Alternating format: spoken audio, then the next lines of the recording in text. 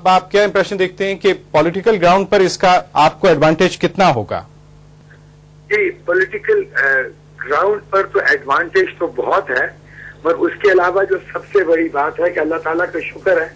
کہ جو 97 سے یہ جو جھوٹے اور پولیٹیکلی موٹیویٹڈ مقدمات کی جو شروعات ہوئی تھی وہ آج اختتام پر پہنچی ہے، اور ایک کیا کہتے ہیں ٹنل کے اندر جہاں اندھیرا تھا وہاں اب ایک روشنی ہو گئی ہے، اور justice has prevailed and truth has seen the light. Farooq صاحب، اب جبکہ یہ آئین کا حصہ بن چکا ہے، اس کا اسٹیٹس ذرا بتائیں گے کہ NRO کے تحت اب کون سے مقدمات فیوچر میں بھی اس کے انڈر آتے ہیں؟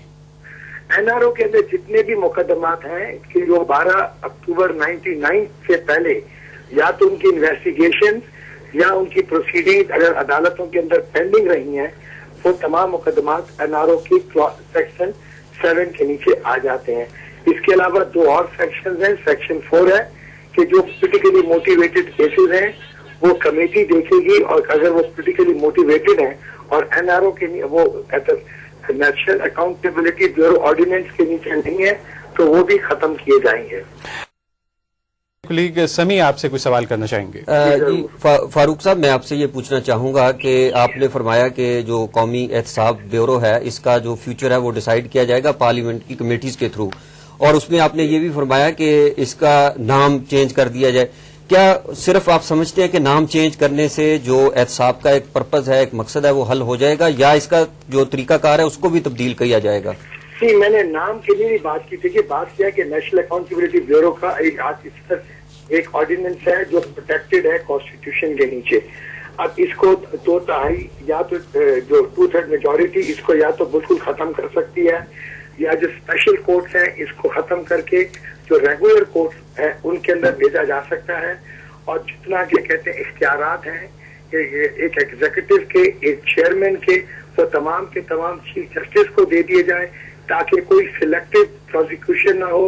اور انصاف ہو، اور کیا کہتے ہیں جسٹس شوڈ پریویل، تاکہ اس کو نیب آرڈیننس کو as a tool to prosecute and persecute the political opponents استعمال نہ کیا جا سکے، اور اس میں وہ مقدمات جائیں جو کہ صحیح کرپشن کے ہیں، یا ان کو یہ بھی ہو سکتا ہے کہ جیسے اینٹی کرپشن ایکٹ آف 1947 ہے اس کے اندر ضم کر دیا جائے۔ تو یہ ساری سوچ ہے، تو ساری جگہ پارلیمنٹری کمیٹی بنے گی، لیگل کمیٹیز ہوں گی، وہ بیٹھ کر اس کا فیصلہ کریں گی۔ فاروق نائک صاحب، ایک تو یہ ٹاپ لیڈرشپ کا معاملہ، زرداری صاحب کا معاملہ حل ہوا، لیکن کیا پیپلز پارٹی کے دیگر قائدین کے خلاف بھی اب تک کوئی NRO کے تحت کیسز ہیں؟ جی، کافی لوگوں کے خلاف کیسز ہیں جی، اور جو سیکشن 7 میں آتے ہیں کچھ لوگ ایسے ہیں کہ جن کے کیسز سیکشن 4 میں آتے ہیں، اور ان تمام چیزوں کو اگر NRO کے نیچے ہیں تو وہ سپریم کورٹ کے آرڈر کے نیچے بالکل ختم ہو جائیں گے، اور اگر وہ سیکشن 4 میں آتے ہیں تو سیکشن 494 اور کرمنل پروسیجر کوڈ کے نیچے ان کو ختم کیا جائے گا۔ آصف علی زرداری اس آخری کیس سے بھی BMW کیس سے بری ہوئے، اور اس کے بعد اب ان کا کہنا ہے کہ یہ وہ کیسز تھے جو 12 اکتوبر 1999 سے لے کر اب تک گزشتہ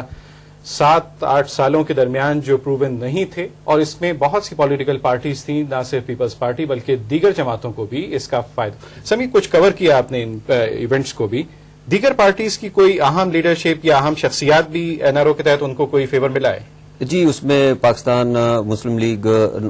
نواز کے لوگ تھے، لیکن وہ جو NRO آرڈیننس جاری کیا گیا اس میں کچھ ایسے کیسز تھے جو اس کے زمرے میں نہیں آتے، لیکن زیادہ تر آپ کو پتہ ہے گزشتہ 2 دفعہ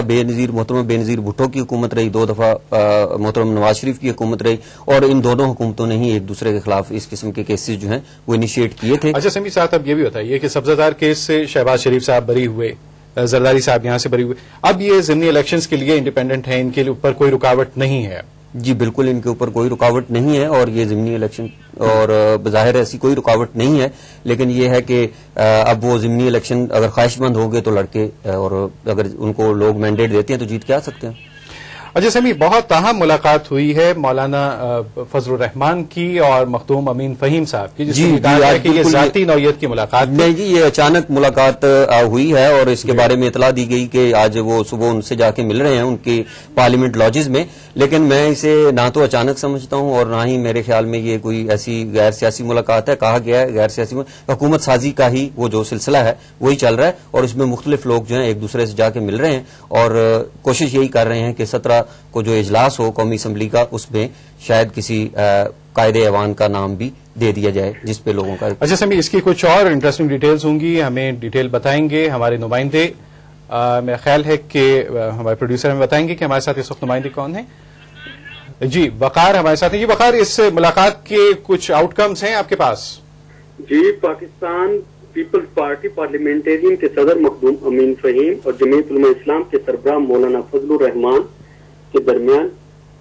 मौलाना साहब की रिहाइशगाह पे मुलाकात हुई है। दोनों रहनुमाओं के दरमियान अलहदगी में ये मुलाकात तकरीबन आधा घंटा जारी रही है। मुलाकात के बाद ज़राए इब्लाग के नुमाइंदों से बातचीत करते हुए मखदूम अमीन फहीम ने बताया